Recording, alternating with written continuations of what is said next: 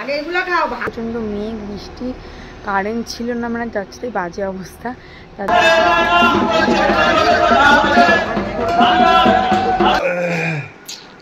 এবার গলাটা মনে হচ্ছে পরিপূর্ণ।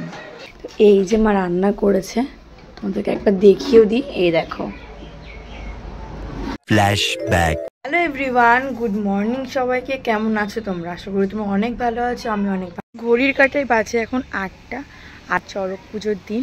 তো আজকের ব্লগটা আমি এখন থেকে শুরু করছি। এখন এসছি আমি ছাদে, আমার ছোট্ট একটা ছাদ বাগান আছে, সেখান থেকে কিছু ফুল কালেক্ট করব। তো চলো ভিডিও দেখতে থাকো, আই হোপ তোমাদের অনেক ভালো লাগে। এখনই রোদ উঠে গেছে।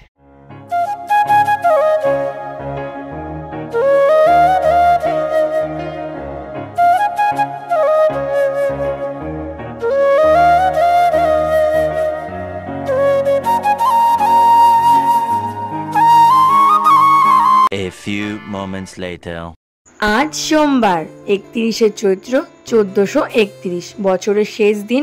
এই বছরটা অনেক রকমভাবে কেটেছে। তো আশা করব নতুন বছর সবার যেন খুব ভালো কাটুক। তো আমি সকাল সকাল স্নান করে সব কাজ কমপ্লিট করে পুজো দিয়ে নিয়েছি। ঘড়ির কাঁটা এখন বাজে 11:30, আর তোমার দাদাভাই বেরিয়ে গেছে চুল কাটার জন্য, যেহেতু কালকে থেকে আবার ডিউটি যাবেও।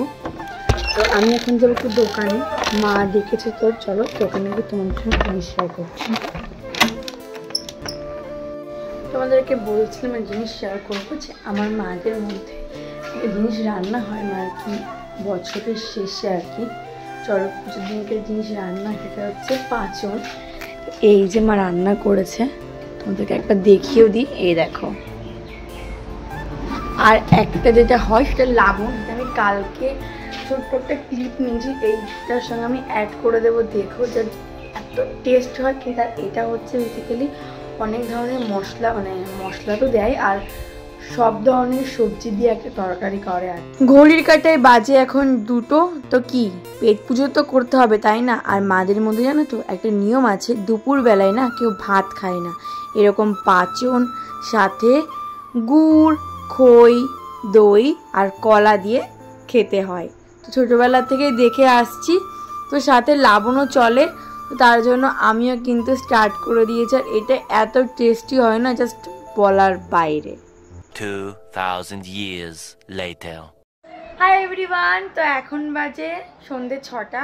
তো ফাইনালি রেডি হয়ে গেছি। এই যে আমি, আমার আউটফিট, আর মাম্মাম ওই যে ওখানে শুয়ে আছে, আর তোমার দাদাভাই আর কি ফ্রেশ হতে গেছে, ও রেডি হবে।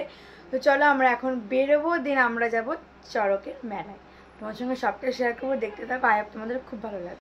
6টা থেকে রেডি হই ঠিকই, কিন্তু বেরোতে বেরোতে আমাদের 8টা বেজে গেছে, কারণ কিনা ছোট্ট একটা বাচ্চা থাকলে যা হয় আর কি। আর আমাদের বাড়ির থেকে চড়কটা হয় প্রায় 2 থেকে 3 কিলোমিটার দূরে।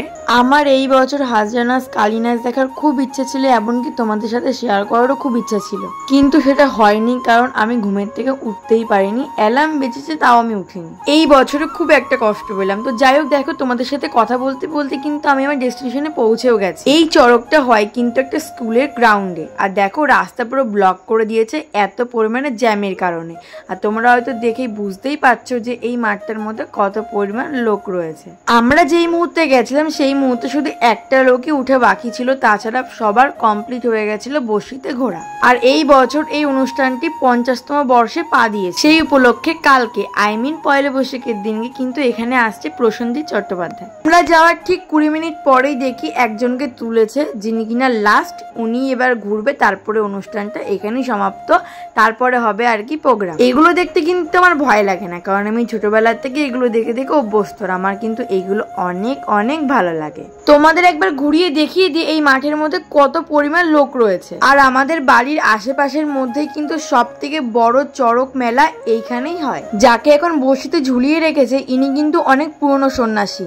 ইনি কিন্তু প্রত্যেক বছরই আসে, আর লাস্টে ওঠে আমাদেরকে অনেক আনন্দ দেয়। তো যাই হোক, দেখো উনি প্রথমে কাসর, তারপরে ঢাক, এইসব দিয়ে উনি সবাইকে আনন্দ দেবে। তো আমি একা কেন শুনবো, তোমরাও শুনে নাও।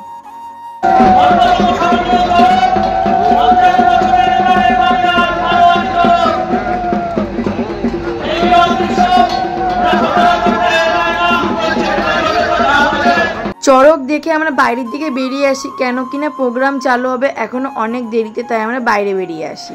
কাচের ওই শোপিসগুলো তোমার দাদাভাইয়ের খুব পছন্দ হয়ে গেছিলো, তাই ও নিয়েছিল। দেন আমরা কিছু খাওয়া দাওয়া করেছিলাম, তারপর আমি কিছু কেনাকাটিও করেছিলাম, তোমাদের সঙ্গে পরে কোনো দিন শেয়ার করবো। তারপরে থেকে হুট করে না অনেক পরিমাণে আকাশে মেঘ করেছে, তাই আমরা ওখানে ওয়েট করিনি, খুব তাড়াতাড়ি ওখান থেকে বেরিয়ে গেছি। তো চলো আমি এখন বাড়ি যাই, তোমাদের সাথে বাড়ি গিয়ে আবার পরে কথা হচ্ছে। The next day. ভিডিওটা এডিট করতে গিয়ে দেখেছি ভিডিওটা আমি শেষই করিনি।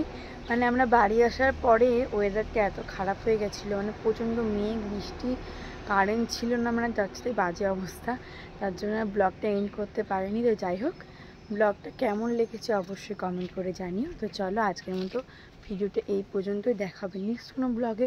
ততক্ষণ ভালো থেকো, সুস্থ থেকো, আর হ্যাঁ, সবাইকে শুভ নববর্ষ, টাটা।